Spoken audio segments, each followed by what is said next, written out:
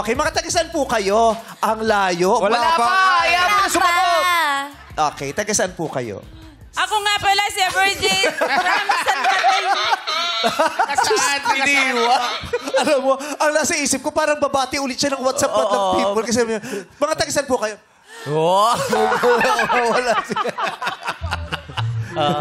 So, taga-saan nga po? Ako si Lynn, taga San Mateo.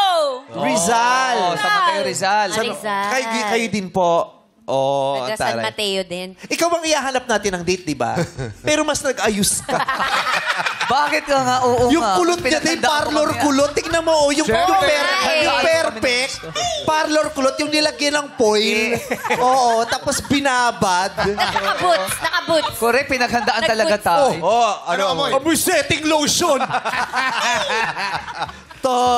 Ikaw ito lang, mukhang dadautin mo pa si ate dun sa mga pipili. Silin nga, nagasimple lang isa. Ayan.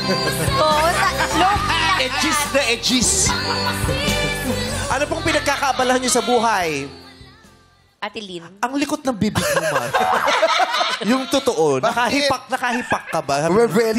Oo, baka dumidikit yung Bueno na yun. Yun ang lipstick bueno kasi. na. Yung totoo, umami ka, nagmumutate ka.